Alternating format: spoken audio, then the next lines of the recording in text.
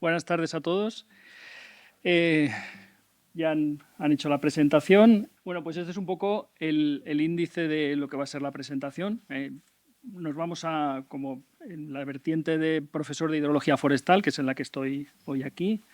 Bueno, en primer lugar, dar las gracias a Ignacio, que me invitó a poder venir a contaros un poco esta presentación. Lo que vamos a hacer es dar una... quiero que entendáis un poco las particularidades de la cuenca y la complejidad que tiene y la dificultad que van a tener las administraciones cuando tengan que resolver el problema, porque el caso es especialmente difícil. ¿Vale? Vamos a hacer una descripción de la cuenca. Haremos una pequeña descripción, aunque ya nos han contado alguna cosa, sobre el episodio que ocurrió el día 29. Nos ha venido muy bien la forma en la que se han producido las charlas esta mañana, porque nos han contado un poco cómo el periodo de retorno y las problemáticas asociadas al periodo de retorno y a la forma de calcular las precipitaciones. Nos han estado contando el tema del número de la curva, cómo funciona, y nos han estado contando qué soluciones desde el punto de vista de la restauración hidrológico-forestal podemos aportar. Bueno, pues todo eso es lo que vamos a ver aquí en un caso de aplicación. Hablaremos del episodio, haremos la caracterización hidrológica de la cabecera de la cuenca, que es la que tiene carácter forestal, y ahora veremos que uno de los grandes problemas que tiene esta cuenca es que tiene muy poco terreno forestal, muy poco, aproximadamente el 20%. Y después veremos si esa cubierta, que está en el peor de los estados que puede estar, porque han habido incendios recurrentes, han habido un montón de catástrofes en la zona, pues si hubiese estado en perfectas condiciones, ¿eso qué impacto hubiese podido tener? Empezamos con la descripción de la cuenca. Todos habéis visto, creo que sí que se ve bien, habéis visto imágenes. Pues bueno, la cuenca se encuentra ubicada entre las cuencas del río Turia, que sería la que desemboca en Valencia a través del nuevo cauce que se hizo en su momento, que antes pasaba por el centro de la ciudad y luego se desvió, y la cuenca del río Magro, que es el que pasa por el sur y es el otro que también provocó ciertos problemas en la mañana de ese mismo día. Esto sería la cuenca, unas 42.000 hectáreas, y es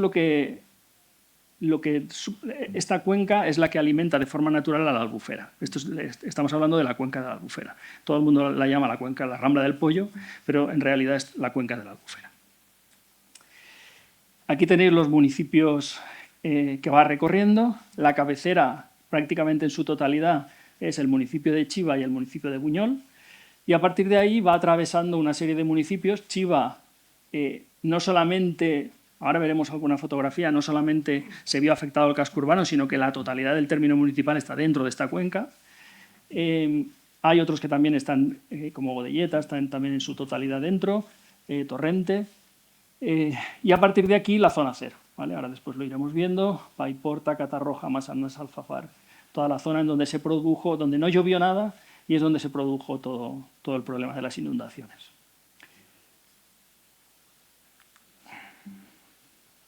Vale.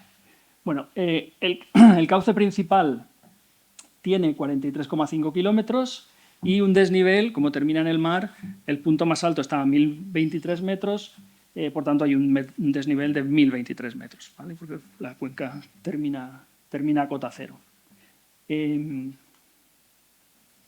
En cuanto a los usos del suelo, pues aquí he hecho la clasificación y fijaros que tenemos aproximadamente un 20% de monte desarbolado y un 3%, he cogido el mapa forestal de España, y no llega a un 4% de monte arbolado.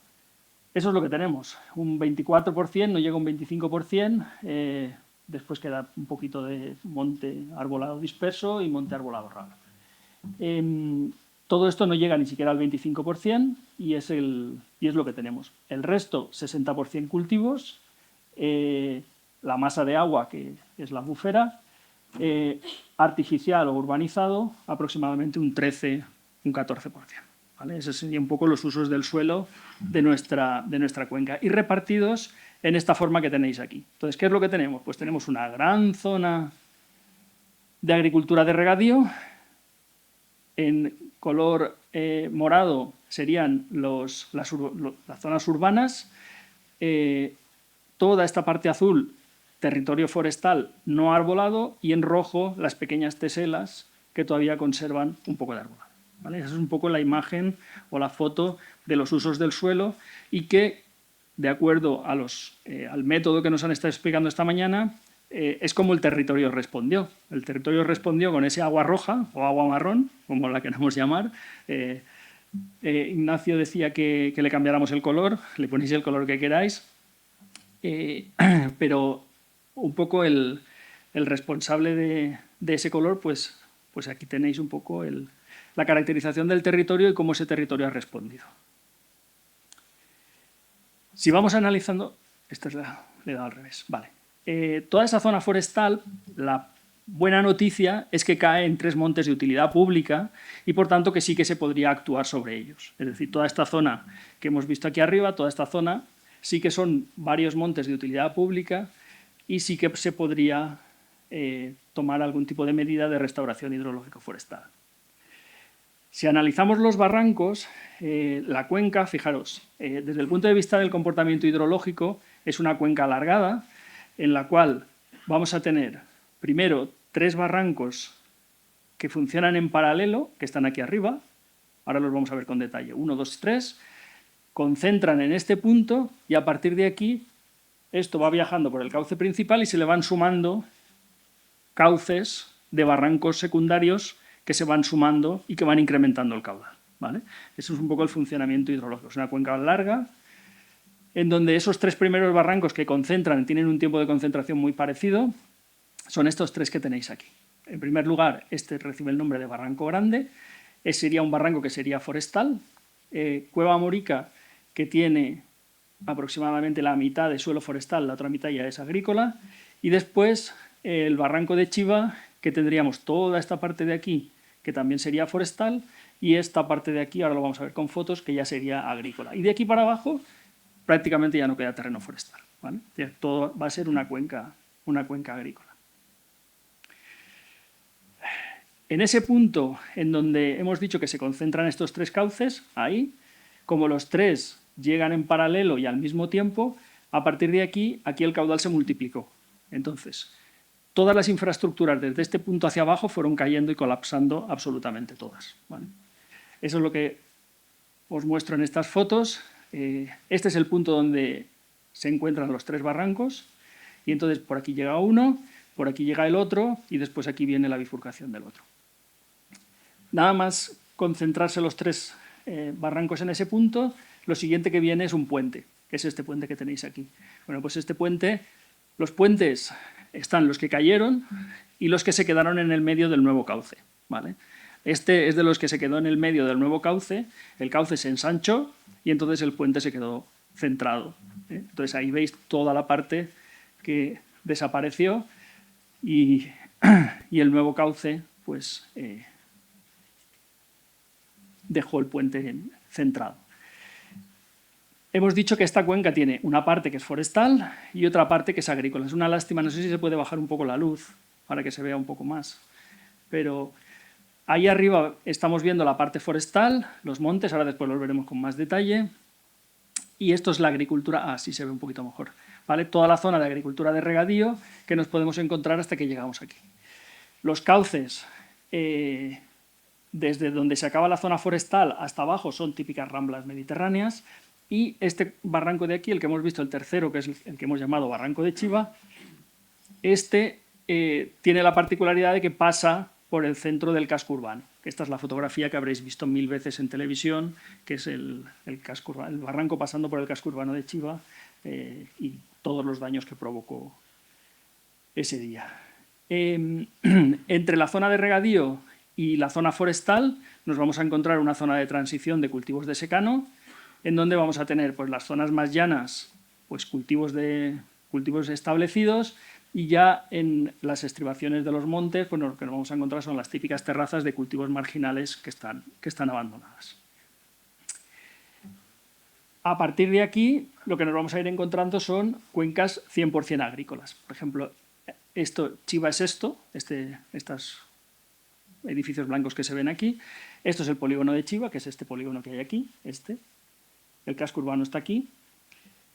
Y esto es la A3. Entonces, la A3 baja desde Requena a Buñol, desde la meseta, baja hasta aquí, y desde aquí ya es una recta hasta Valencia.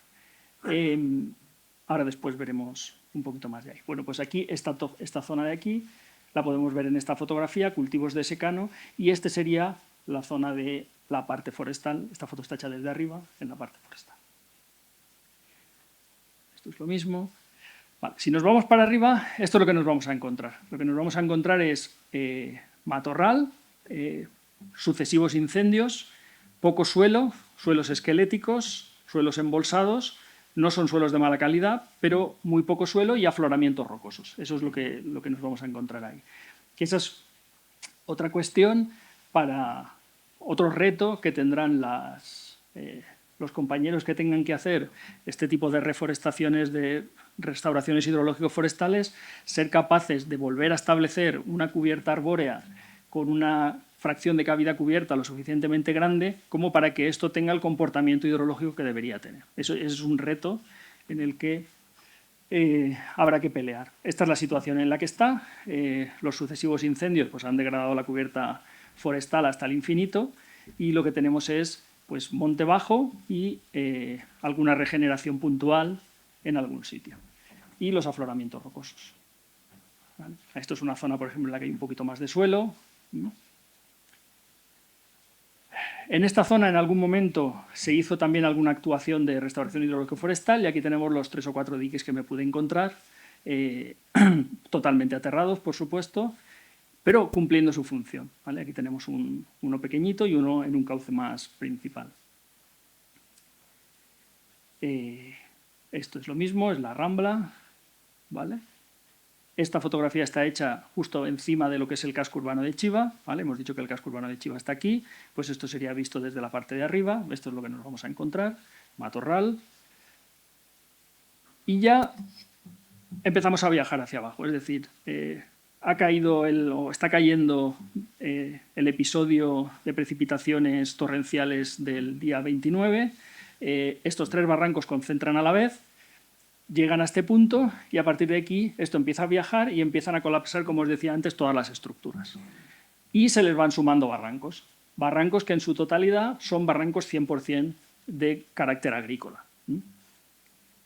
El primero que llega es el barranco Hondo, pero entre el tramo este, donde concentran estos 3, y donde el barranco y el punto de entronque del barranco Hondo y después, hasta llegar al circuito de velocidad, lo que nos vamos a encontrar son el puente de acceso, como os decía antes, al siguiente casco urbano que está aquí, que es Cheste, pues el puente no se cayó, pero el cauce se ensanchó y dejó en estas condiciones el acceso, el casco urbano de Chiva, este es el que hemos visto antes, y después la línea de cercanías o de tren regional que va desde Valencia, funciona, hay una línea de tren de ferrocarril que va desde Valencia hasta Madrid de carácter regional, varios trenes al día van hasta Madrid funcionando como un regional y de normal funciona como cercanías entre Valencia y Requena.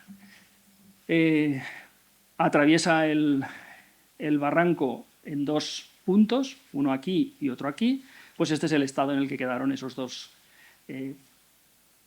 puentes de la línea C3. Y a partir de aquí se le suma este que hemos dicho que es el barranco Hondo. El barranco Hondo es un barranco que en principio no era tal barranco. Por supuesto, pues nosotros podemos dibujar el cauce por la línea por la cual circula el agua, pero era un barranco en el cual era una sucesión de terrazas con apenas un pequeño escalón entre ellas y esto pues iba pasando de parcela en parcela el agua hasta llegar al barranco del Pollo. Esta es la situación en la que está ahora, es decir, ahora sí hay un cauce, propiamente dicho, y a partir de aquí seguimos hacia abajo.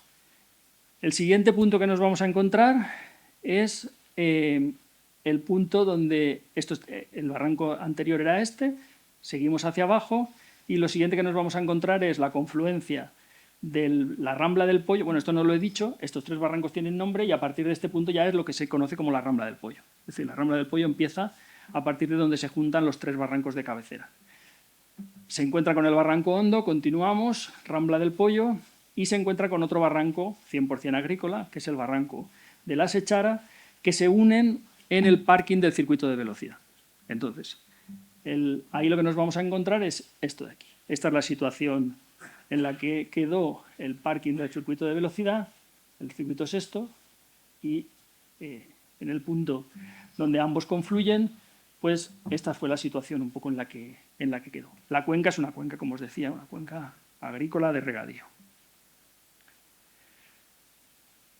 Seguimos hacia abajo, hemos pasado el barranco de la Sechara, esto sigue siendo el barranco del Pollo, y llegamos al punto en el cual el barranco del Pollo cruza la A3.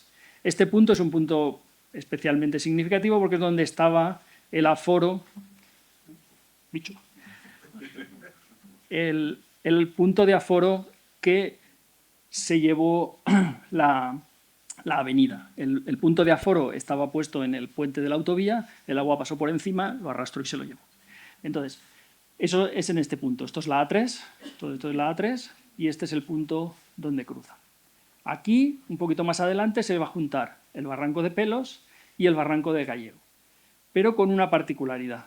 Este es un punto especial porque en esta zona... Es que esto igual voy adelante que detrás. Vale, así.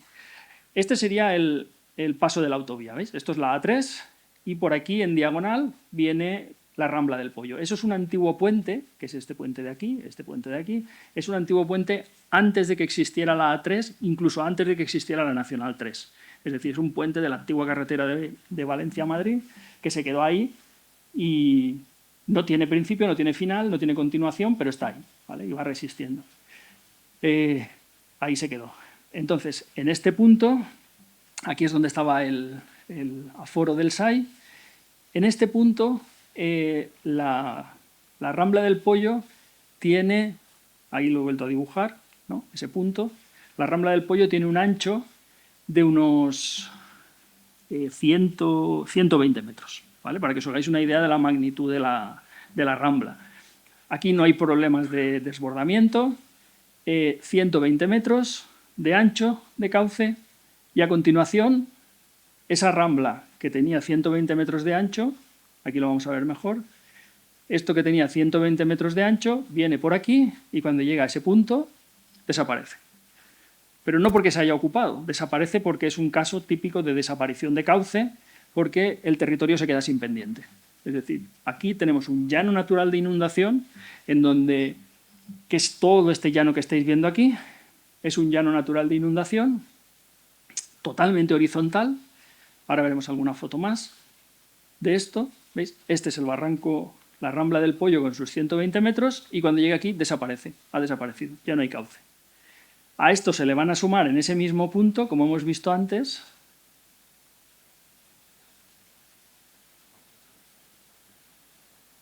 aquí.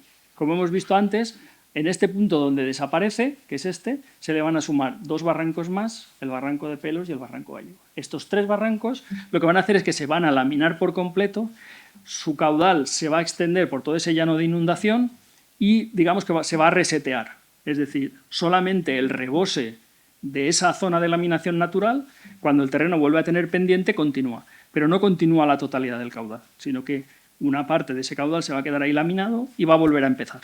Entonces, a partir de este punto, el cauce vuelve a empezar. ¿Vale? Aquí en esta fotografía se puede ver bien. Este sería el punto donde desaparece la Rambla del Pollo y este sería el Pelos y el Gallego. Vienen por aquí y entonces todo esto es el llano de inundación y aquí vuelve a empezar. ¿Vale? Aquí va a volver a empezar, va a volver a coger pendiente y se va a volver a formar el barranco. Y esta es la perspectiva que vemos desde una fotografía aérea vista desde una montaña que hay ahí, una pequeña sierra, ahora la veremos. Este es el punto, por aquí vendría esa Rambla del Pollo que ha desaparecido y este es el Gallego que, como venía pues, con un caudal extraordinario, pues aquí podemos ver el camino que se abrió para intentar encontrar el otro y continuar. Pero todo esto es una zona inundable que con buen criterio por parte de todas las administraciones nunca se ha permitido construir nada y es una zona de laminación natural. Si sigue hacia abajo, si seguimos hacia abajo, este es el punto, a partir de aquí sigue siendo la Rambla del Pollo, pero los locales ya le han cambiado, le ponen otro nombre, ¿vale? Si buscas gente, esto es Torrente, Torrent, si hablas con los de Torrente dirán que no se llama Rambla del Pollo, que se llama el Barranco de Escabals, Rambla del Pollo, y a partir de aquí se le van a juntar dos nuevos barrancos, también 100% agrícolas, que son el de Santo Domingo y el de la Horteta, que se suman a lo que rebosa de ese gran llano de inundación. Todo ese llano de inundación, lo que rebosa vuelve a coger pendiente y se vuelve a encauzar, y eso es lo que tenemos. Este es el barranco ya antes del Barranco del Pollo o de Torrent, antes de que se le une la Horteta y el Santo Domingo, en esta zona de aquí, y el punto en el que se le unen el Santo Domingo, ahora volvemos a esto, es este. En este punto es donde se unen el Santo Domingo, el de la Horteta, con el Barranco de Torrent. ¿Vale? Vuelvo atrás. Esta zona, aquí hay una sierra, un afloramiento rocoso elevado, ¿vale? Una pequeña sierra, que lo que ha hecho ha sido convertirse en zona de segunda residencia. Y entonces esto lo que nos permite es dominar desde ahí la totalidad de la cuenca. Es decir, si te asomas por una parte, ves toda esta zona de aquí. Yo llevo mal este puntero, no me aclaro con él. Esta sierra de aquí, si nos asomamos por delante, veremos todo el llano de inundación. Si miramos hacia allá, veremos todas las montañas de la cabecera. Y si nos asomamos por detrás, veremos el Barranco de la Horteta. Y toda esa zona se ha llenado de segundas residencias, ¿vale? Entonces aquí tenemos, ¿veis? Esta foto está hecha desde abajo, desde el llano, toda agricultura de regadío. Esta es la zona, esa pequeña sierra que aparece aquí. Y entonces aquí tenemos pues, todas las segundas residencias que se han generado ahí arriba. Y este es el estado en el que se encuentra. En esta parte es mucho más complejo que haya, aparte de la poca magnitud que tiene el intentar reforestar esto, aparte es que esto es una pura roca. O sea, esto sí que es un afloramiento rocoso sin más capacidad.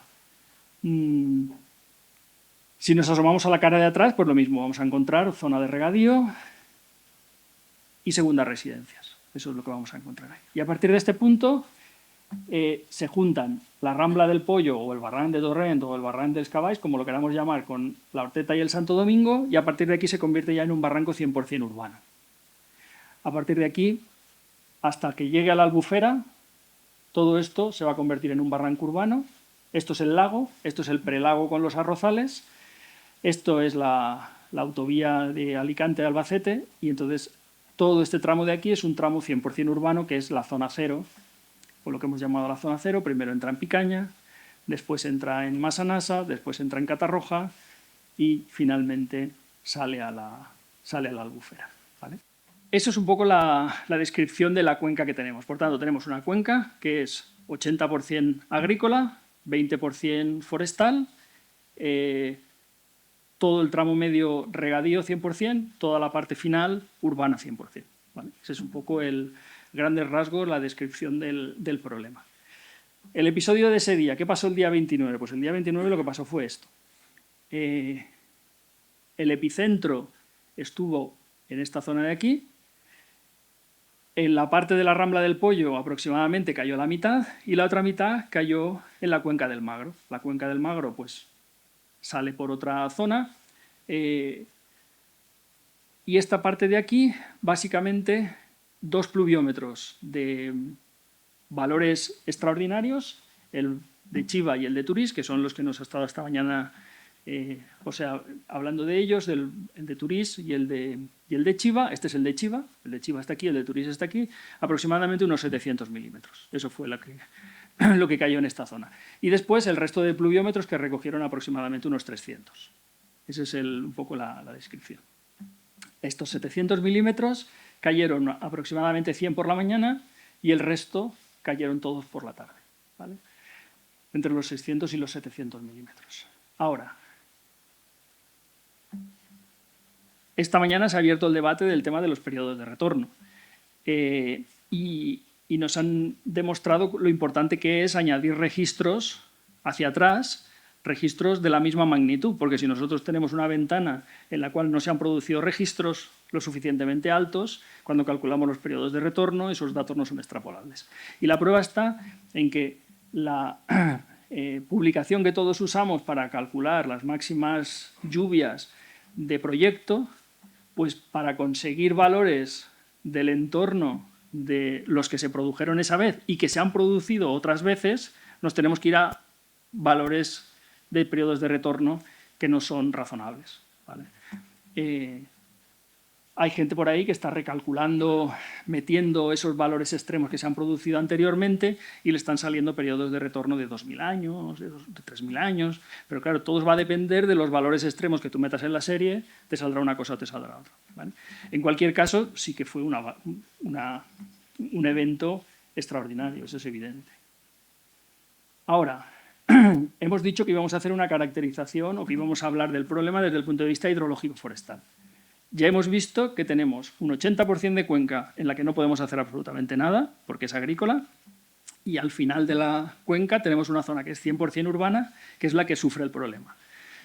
¿Qué podríamos hacer? Bueno, nosotros lo único que podemos hacer es trabajar en ese 20% que es puramente forestal. ¿Y qué es lo que podemos hacer? Pues el ejercicio que ha hecho esta mañana José Carlos. Podemos intentar mejorar esa cubierta forestal para que pase de ese número de curva que tiene ahora a un número de curva mucho más beneficioso y que por tanto genere menos escorrentía, que genere menos agua roja y por tanto más infiltración o más abstracciones hidrológicas. Bueno, pues vamos a caracterizar esto. ¿Cómo lo podemos hacer?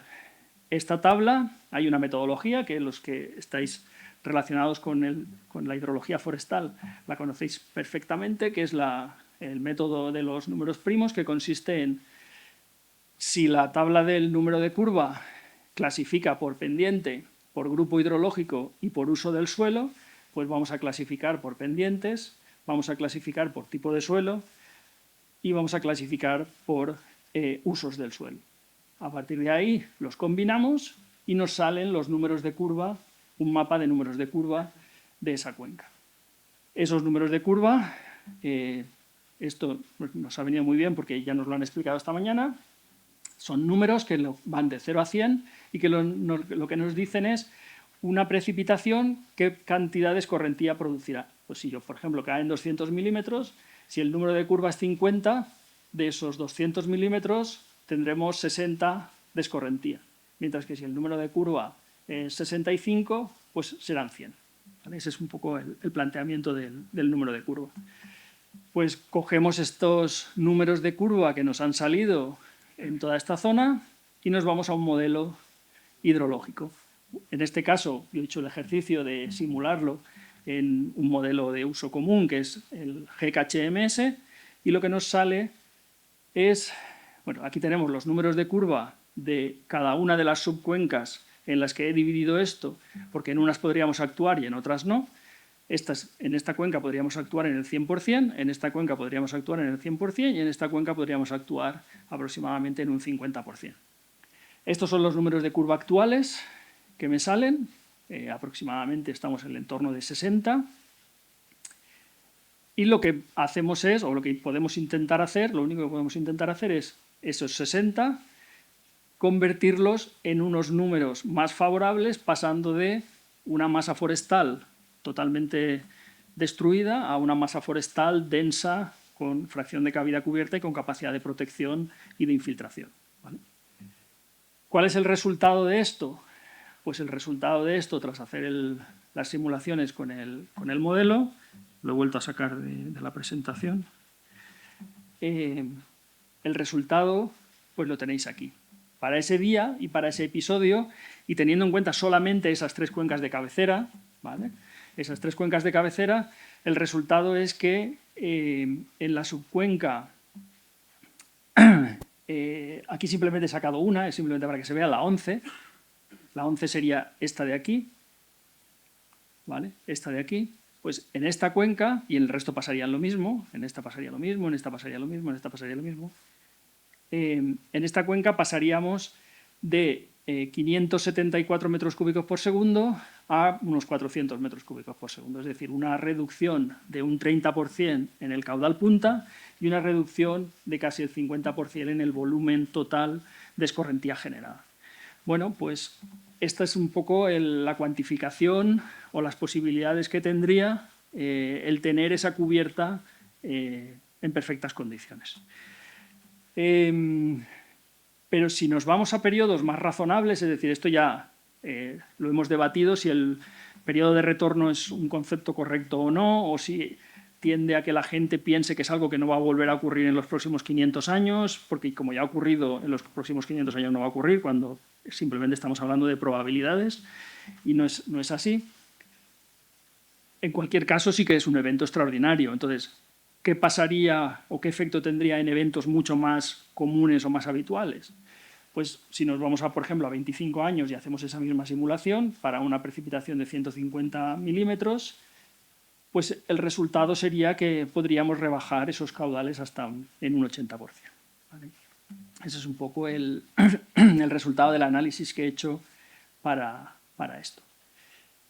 ¿Cuál es un poco la conclusión de esto? Pues que las medidas de restauración hidrológico-forestal que nos presentaba esta mañana Ignacio funcionan, son eficientes, pero el problema es que esta cuenca no era una cuenca forestal. Ese es el gran problema. Entonces, la gente que tiene que poner soluciones o buscar soluciones, me consta que en todos los estudios y en todos los trabajos sí que se planteaba la restauración hidrológico-forestal de esta zona, ¿vale? Es decir, no se han olvidado de esto. Todas las soluciones que se han hecho en el pasado y las que se harán en el futuro sí que tienen en cuenta esto, porque este efecto la gente lo conoce, los técnicos lo conocen, pero en este caso esto no es capaz de resolver el problema. Entonces van a tener que ir a otras soluciones más duras, como las que nos presentaban esta mañana, como derivaciones, encauzamientos, zonas de sacrificio, medidas relacionadas con la edificación, ¿vale? Todo este tipo de medidas, unas más blandas, otras más duras, pero, por desgracia, con medidas de restauración hidrológico-forestal puras y duras, pues no es una cuenca forestal. Por tanto, el problema es complejo, el problema es complicado, y esto es un poco lo que yo os quería contar.